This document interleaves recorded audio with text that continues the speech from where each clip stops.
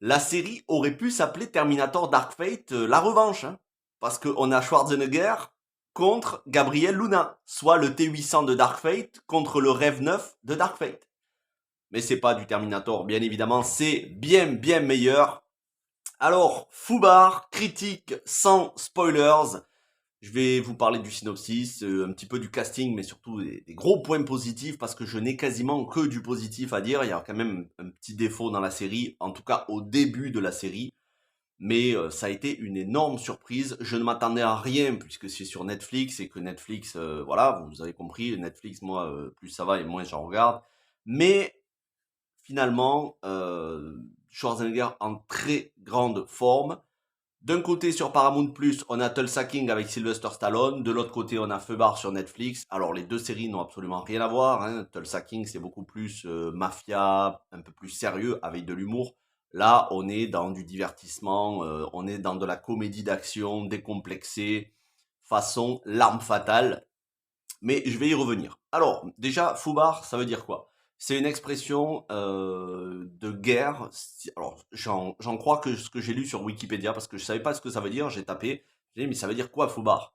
C'est apparemment une expression de guerre qui veut dire, je vous le dis pas en anglais, mais en gros, ça veut dire foutu. On est complètement foutu, on est foutu jusqu'à l'os, quoi.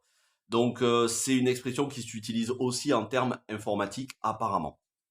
Voilà, donc pour la petite parenthèse, en gros, c'est parce que dans la série, les missions qu'ils vont faire, ça va jamais se passer comme prévu et qu'ils vont toujours trouver un plan B et ça va être des trucs de dingue.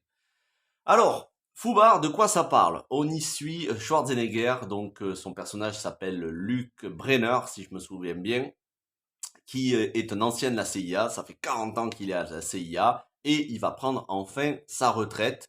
Il va essayer de renouer avec sa femme, de qui il a divorcé, parce qu'en tant qu'agent, il a dû lui cacher des choses, il a fait souffrir sa femme par ses mensonges, et à un moment donné, ils ont divorcé. Et il se dit, à la retraite, je vais pouvoir enfin me réconcilier avec ma femme, dont il est toujours amoureux, et m'occuper de mes enfants, de ma grande fille, de mon grand-fils, et de mes petits-enfants. Et sa fille justement qu'il idéalise, qui est la fille parfaite, bah, il va s'apercevoir lors de sa dernière mission sur le terrain où il va aller enquêter, il me semble que c'est, alors c'est dans un pays d'Afrique, mais je pourrais plus vous dire lequel. Il va enquêter pour arrêter un trafic d'armes nucléaires qui est fait par Gabriel Luna, le fils d'un criminel que Schwarzy avait tué des décennies plus tôt, et il avait eu des scrupules et il avait pris son fils, donc qui a grandi et qui est devenu Gabriel Luna, il avait pris son fils sous son aile en l'envoyant dans les meilleures écoles et en lui donnant une éducation. En gros, il se sentait coupable, donc il a voulu que cet enfant ne soit pas orphelin et qu'il ait la meilleure éducation possible. Mais le gosse a grandi, c'est devenu un criminel international, un des pires criminels internationaux, joué par Gabriel Luna, qui est un marchand d'armes et qui fait du trafic d'armes nucléaires. Donc, Schwarzy, pour sa dernière mission, est dépêché sur place pour enquêter et arrêter, et il va s'apercevoir qu'il y a une autre agent infiltrée, une autre agent de la CIA sur place, qui s'avère être sa fille. Donc, surprise, il savait pas du tout que sa fille était agent de la CIA, et tout son monde s'écroule parce qu'il idéalisait sa fille, qui était vraiment qui était la fille parfaite, quoi. Pas de gros mots, bien éduquée, des tas de diplômes, des tas de facilités dans plein de domaines, artistiques, intellectuels, boulot, tout était exemplaire. Et là, il s'aperçoit que c'est une agent de la CIA. Elle boit, elle fume, elle parle mal, elle n'hésite pas. Voilà, elle est ultra badass. Et donc, bah, son monde s'écroule parce que tout est remis en cause, tout ce qu'il pensait savoir sur sa fille, et en même temps sa fille aussi, tout ce qu'elle pensait savoir sur son père, elle lui fait plus du tout confiance. Et elle s'aperçoit qu'il y a menti toute sa vie. Et donc les deux entre eux, ben, au début ils vont pas s'entendre du tout, ça va péter entre eux, et ils vont même devoir voir un psy à la CIA, un psy qui essaye de les réconcilier, qui essaye de les faire communiquer, mais ils vont être envoyés sur le terrain pour la mission, pour continuer la mission, c'est-à-dire arrêter Gabriel Luna et ce trafic d'armes nucléaires avec l'équipe de Schwarzenegger. une équipe pour certains des bras cassés, mais au final ils sont tous quand même très très bons malgré tout, même s'ils ont une personnalité un petit peu atypique, on va dire. Et au final, bah, forcément, ça va se passer bien parce que c'est une comédie familiale, une comédie d'espionnage, mais il va y avoir quand même beaucoup de rebondissements et la relation père-fille va être au cœur du récit. La relation père-fille et le fait pour Schwarzenegger de vouloir raccrocher et de renouer avec sa femme qui apparemment est en couple avec un autre mec qui a l'air d'être un loser et Schwarzenegger, bah, il a du mal à avaler la pilule. Donc, est-ce que ce sera pas trop tard pour récupérer sa femme et renouer avec sa fille? Ça va être tout l'objet de la série. Il a une équipe bah, de gens qui lui sont des agents qui sont admiratifs. Voilà, tout le monde le considère comme une légende à la CIA et tout le monde est au courant et fait semblant. Tout le monde sait qu'il est agent et ils sont aussi amis avec la famille de Schwarzenegger. Donc là aussi, tout ce que la famille de Schwarzy pensait connaître des amis de Schwarzy, ben, en fait, c'est des espions. Donc tout le monde se ment là-dedans. Ça va donner lieu à beaucoup de quiproquos, énormément de situations comiques, mais surtout, et c'est là le gros point positif, je pensais que ça resterait juste du comique et de l'action en superficie, vu qu'on est sur Netflix. Mais Schwarzenegger, parce que Schwarzy, je pense qu'il a eu son mot à dire sur le scénario, mais aussi le showrunner, parce que le showrunner, je vais y revenir, c'est un bon. Ils nous ont donné une relation complexe entre le père et la fille, mais aussi sur une réflexion sur le mensonge et toutes les implications que ça peut avoir affectivement et les conséquences que ça peut avoir sur les membres d'une famille. Et je trouve que c'est assez poussé. Il y a quand même une bonne réflexion autour de ça. Est-ce que bah, il vaut mieux pas raccrocher le métier pour lequel tu es fait parce qu'ils sont faits pour être espions, hein. Le père comme la fille, en fait, c'est la copie l'un de l'autre. La fille, c'est le père, mais en plus jeune. Ils ont les mêmes expressions, les mêmes façons de faire. Ils se ressemblent tellement qu'ils ont du mal au début. Mais est-ce qu'il vaut mieux pas abandonner sa carrière pour privilégier sa famille, sachant que ta carrière, ton métier, c'est tu es né pour faire ça.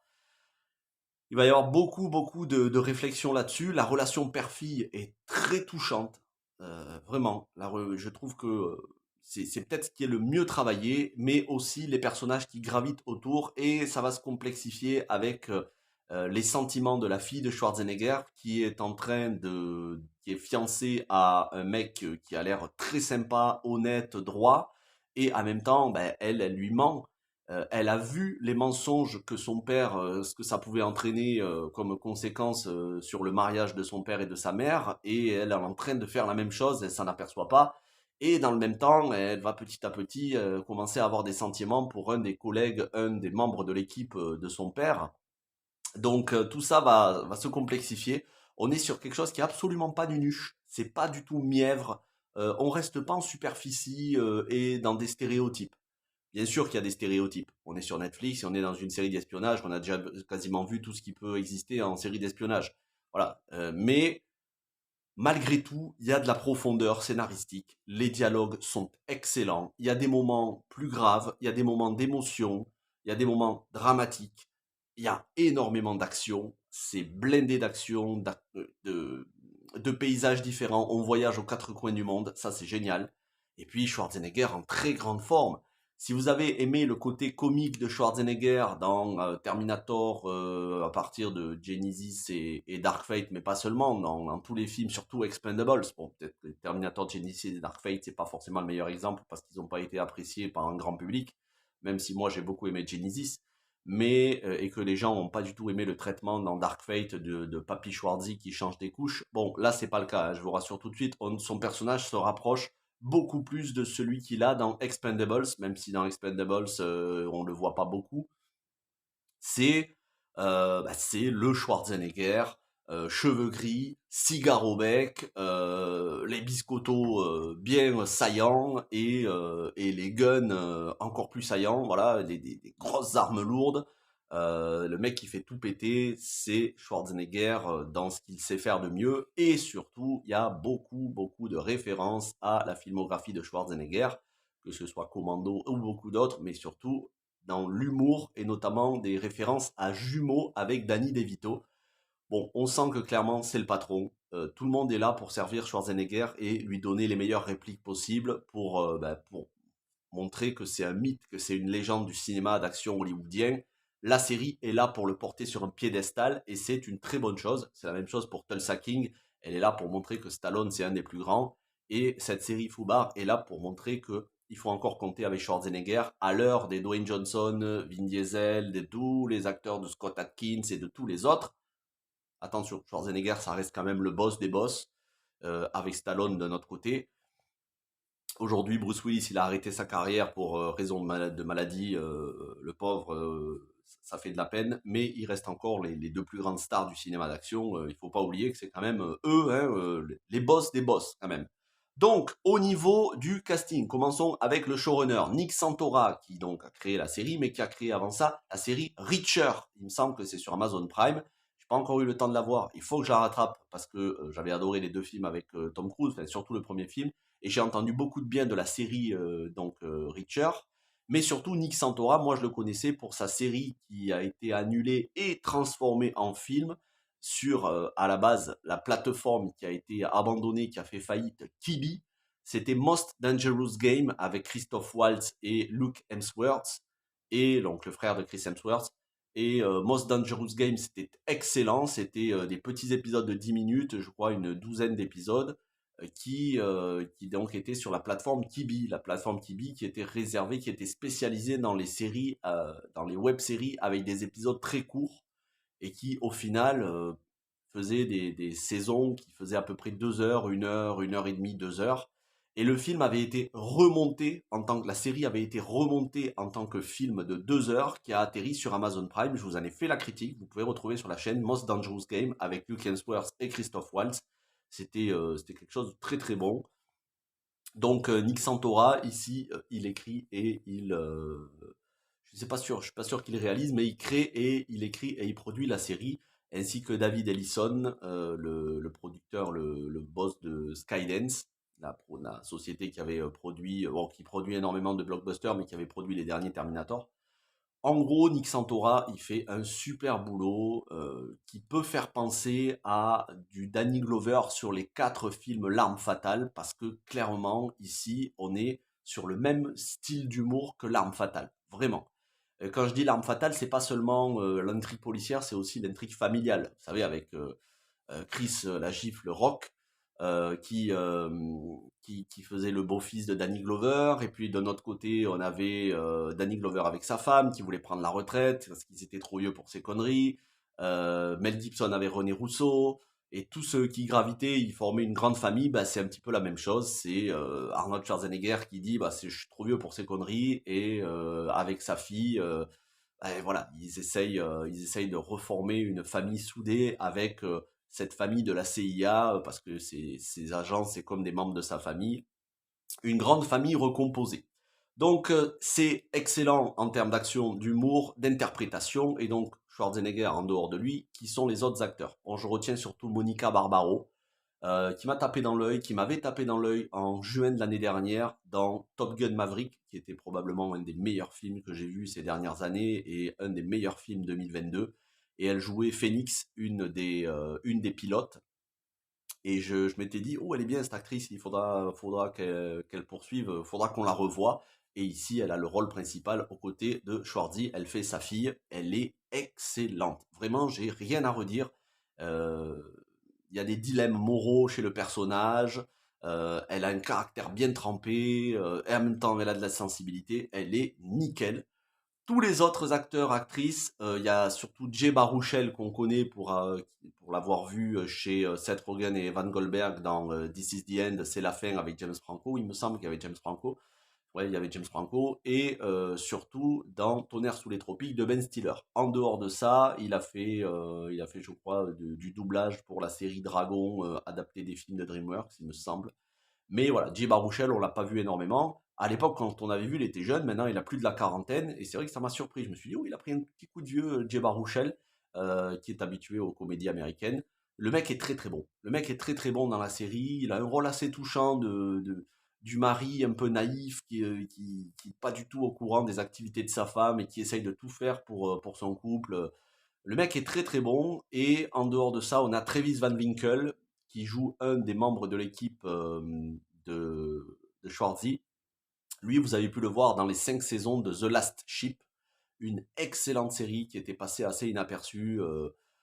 Ça se voulait d'abord du post-apocalyptique, après un virus qui avait décimé l'humanité, toute une équipe qui était sur un bateau et ils essayaient de trouver un remède et ensuite ils revenaient à terre et ils devaient faire face à un complot dans une Amérique en recomposition. C'était une excellente série avec Eric Dane et il y avait Travis Van Winkle qui jouait. Donc lui ici, il fait le mec beau gosse avec des pectoraux saillants, l'agent qui est censé être une espèce de Ken de Barbie, mais qui s'avère beaucoup plus subtil qu'il n'y paraît. Donc j'ai pas grand chose à reprocher, excepté un personnage, le personnage de Roux joué par j'ai oublié son nom, j'allais dire la personne en surpoids, mais ce serait discriminant de dire ça. Cette actrice que je connais pas son nom, j'ai oublié, je sais plus comment elle s'appelle. Donc elle joue le personnage de Roux, euh, lesbienne, parce qu'on est sur Netflix, il faut quand même un peu d'inclusivité, parce que sinon Netflix ils vont nous faire un caca nerveux. Mais au début, elle est insupportable. Elle est tête à claque. J'avais envie de la gifler. Honnêtement, j'avais envie de la gifler parce que elle nous la ramène. En fait, c'est même pas le fait qu'elle soit lesbienne qui est dérangeant dans la série, parce qu'il y a des personnages LGBT, voilà, c'est juste une information et ils se la ramènent pas. Et c'est pas ça, c'est son humour. Son humour était insupportable. Elle est vulgaire, elle était insupportable. Elle était beaucoup trop vulgaire. Et au final, vers la moitié de la série, elle devient agréable, elle devient même touchante, surtout dans les derniers épisodes, elle devient touchante, et on se prend d'affection pour ce personnage qui, on va comprendre un petit peu son passé, pareil, on parle beaucoup des relations père-fille ou des relations parents-enfants, on va comprendre les difficultés qu'elle a eues dans son enfance, avec son père, dans son éducation, le fait qu'elle ait été abandonnée, voilà, j'en dis pas plus parce que je veux pas vous spoiler, et en fait le personnage devient touchant, et le fait qu'elle soit lesbienne, alors que sur Netflix, d'habitude, on nous bourre le crâne avec ça, on veut refaire notre éducation, c'est pas du tout le postulat de la série. Et ça, je dois dire que je suis agréablement surpris. On nous prend pas la tête avec du coming out sans arrêt, vous avez vu, petit drapeau LGBT, c'est le mois de la marche des fiertés, conneries là avec le drapeau arc-en-ciel de partout. Bref, et on nous prend pas la tête avec ça dans la série. C'est juste une information en fait. Elle aurait pu être hétéro comme elle aurait pu être asexuelle. En fait, on nous en parle pas du tout. Donc c'est pas gênant. Et le perso devient agréable. Et ça, c'est quand même un point positif parce que partir d'un perso qui est très vulgaire, assez exubérant, avec des vannes qui marchent pas trop, à un personnage où l'humour, à un moment donné, commence à tomber à pic au bon moment et qui s'avère attachant, c'est pas toutes les séries Netflix. Ça, je peux vous le dire. Bon, ceci dit, ça reste juste un personnage parmi les 6 ou 7 personnages qu'on a dans la série. Ça reste un personnage, on la voit pas, non, je veux dire, elle n'a pas un rôle prépondérant, elle n'a pas un rôle primordial dans le scénario non plus. C'est surtout Schwarzenegger et sa fille. Donc, en fait, j'ai presque rien à reprocher à cette série. Je l'attendais pas, j'avais quelques craintes parce que moi, dès que je vois marqué Netflix, je sais qu'on va avoir droit à de l'inclusivité de merde. Et en fait, au final, c'est une très agréable surprise et j'attends la saison 2 avec impatience parce qu'il y aura une saison 2. Et je vous dis, si vous voulez prolonger le plaisir, rematez-vous les 4 armes fatales parce qu'on est dans le même esprit que les armes fatales. Donc, foncez pour une fois qu'on a quelque chose de bon sur Netflix. Merci d'avoir regardé cette vidéo. Si vous l'avez appréciée, n'hésitez pas à mettre un pouce bleu, un petit commentaire de soutien. Si vous avez vu la série, dites-moi ce que vous en avez pensé. Dites-moi si ça vous donne envie. Je vais arrêter là parce qu'on en est à presque 20 minutes. Merci à toutes et à tous. Passez une bonne semaine. Portez-vous bien et ciao tout le monde.